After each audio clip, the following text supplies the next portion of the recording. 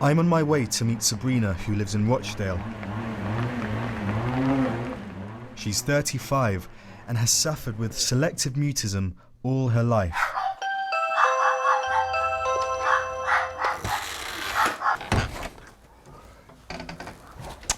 Hi, Sabrina. She depends on her mum and technology gadgets to communicate.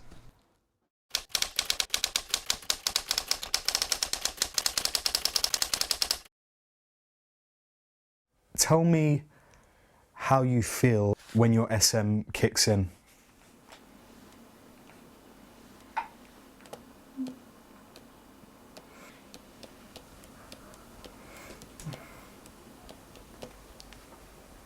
Is that how you feel now?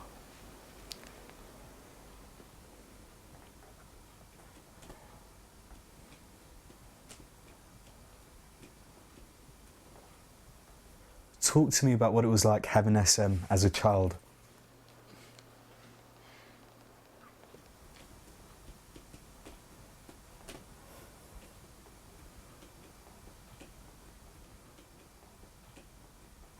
Have you felt trapped your whole life?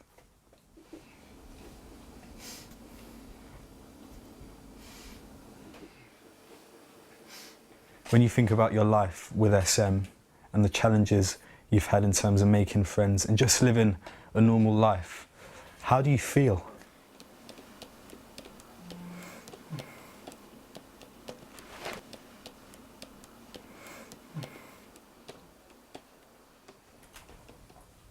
The impression I get is that actually the SMs become harder to live with than easier. Is that the case?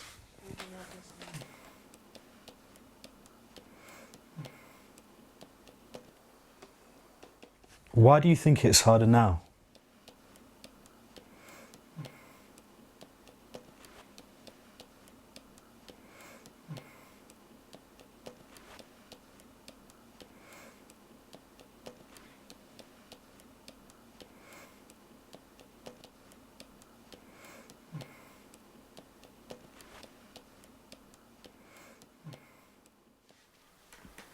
It's got a lot worse as she's got older, and the anxiety's kicked in as well. So it's very, very, very hard for her. How does Sabrina behave when the SM kicks in? She just goes very quiet and very withdrawn. She's known to have panic attacks if she's got into a situation people are talking to her and expecting her to answer, and because she doesn't answer, they think that she's very rude. I've had that said a few times, that she's ignorant because she's not responding when someone said hello or what have you.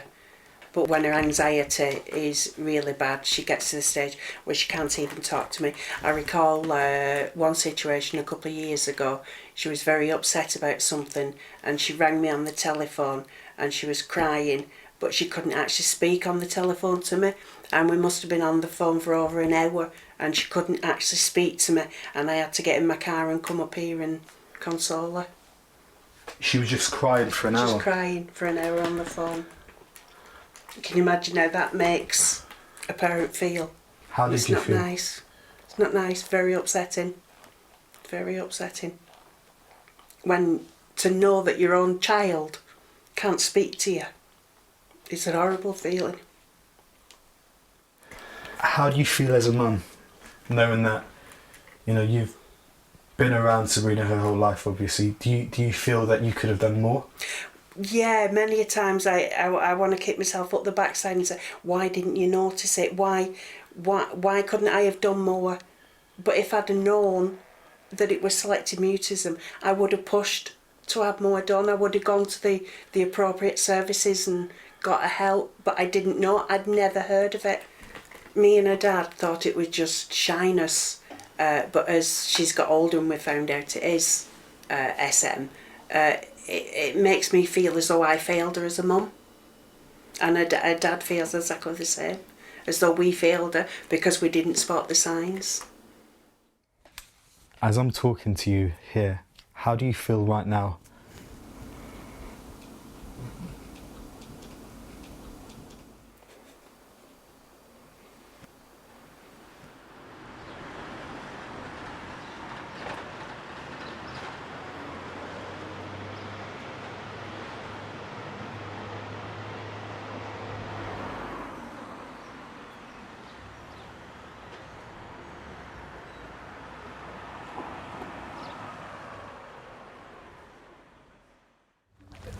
What do you want to do when you finish college then? Go to university and hopefully do television and radio production. So.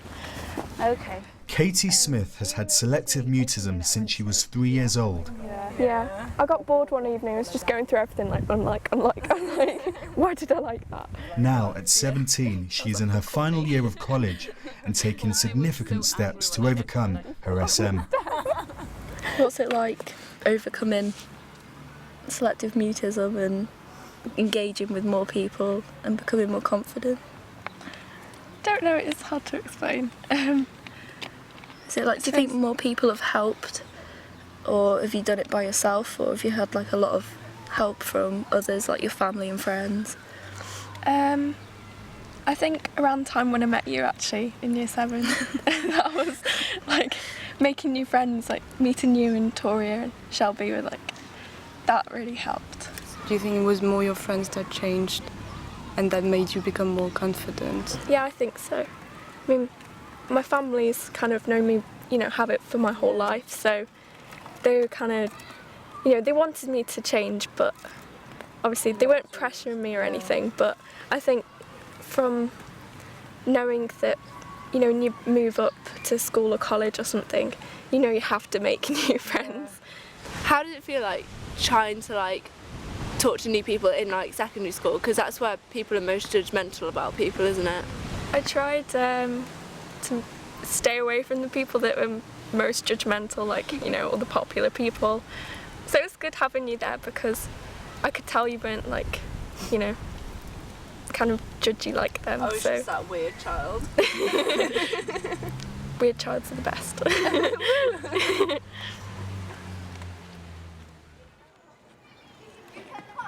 Daniel Rowland is 6 years old and living with SM. High five, come on. Yes. It's a condition his mum also had when she was a child. Daniel, do you ever find it hard to talk?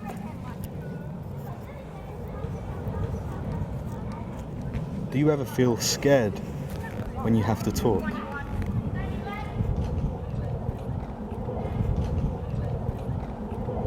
Do you think one day you'll be able to talk all the time? Do you want to be able to talk all the time?